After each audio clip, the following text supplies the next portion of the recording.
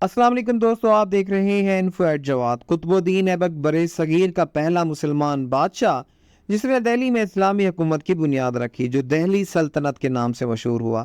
نسلاً ترک تھا، ایک سوداگر اس کو ترکستان سے خرید کر نیشا پور لے آیا اور قاضی فخر الدین عبدالعزیز کے ہاتھوں فروخت کر دیا، جس نے اس کو سلطان شہاب الدین غوری کی خدمت میں پیش کیا۔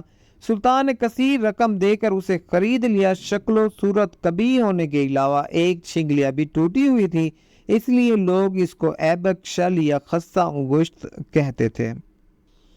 قطب الدین نے رفتہ رفتہ اپنی صلاحیتوں کا سکہ سلطان پر بٹھا کر اس کا قرب حاصل کر لیا۔ 1192 عیسوی میں سلطان محمد غوری نے دہلی اور اجمیر فتح کر کے قطب الدین کو ان کا گورنر مقرر کیا۔ اگلے سال سلطان نے کنوج پر چڑھائی کی۔ اس جنگ میں قطب الدین ایبک نے اپنی وفاداری اور سپہ گری کا ایسا ثبوت دیا کہ سلطان نے اس کو فرزند بنا کر فرمان فرزندی اور سفید ہاتھی عطا کیا۔ قطب الدین کا ستارہ اقبال چمکتا گیا اور اس کی فوجیں گجرات، راجپوتانہ، گنگا جمنا کے دو آبا بہار اور بنگال میں نصرت کا پرچم لہراتی ہوئی داخل ہوئیں۔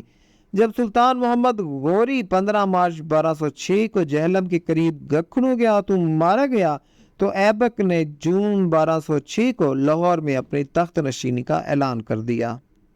قطب الدین ایبک کی گورنی کا زمانہ فتوحات میں گزرا۔ تخت پر بیٹھ کر اس نے امور سلطنت پر توجہ دی۔ اس کا بیشتر وقت نوزائیدہ اسلامی سلطنت میں امن و امان قائم رکھنے میں گزرا۔ عالموں کا قدردان تھا اور اپنی فیاضی اور داد و دہش کی وجہ سے تاریخ میں لکھ بخش کے نام سے مشہور ہے۔ نومبر 1210 میں لاہور میں چوگان یا پولو کھیلتے ہوئے گھوڑے سے گر کر راہی ملک عدم ہوا اور انارکلی کے ایک کوچے ایبک روڈ میں دفن ہوا۔ یہ مقبرہ وقت اور حالات کے ہاتھوں برباد ہوتا رہا، یہاں تک کہ مہاراجہ رنجیت سنگھ کے دور میں یہ ایک سکھ کی ملکیت میں رہا۔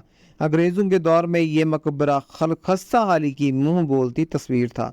قیام پاکستان کے بعد صدر ایوب خان کے دور میں محترم حفیظ جیلندری نے ان سے گزارش کی کہ مجاہد اسلام کے مقبرہ کی مرمت اور تزئین و آرائش کا بندوبست کرایا جائے۔ صدر پاکستان نے ان کی درخواست قبول کی اور آج یہ مقبرہ مجاہد اسلام کی شان و شوکت سنبھالے کھڑا ہے۔ دوستو، امید کرتا ہوں یہ ویڈیو آپ کو پسند آئی ہوگی۔ مزید ایسی انفارمیٹیو ویڈیوز کے لیے جڑے رہیے انفو ایٹ جواد کے ساتھ۔ شکریہ۔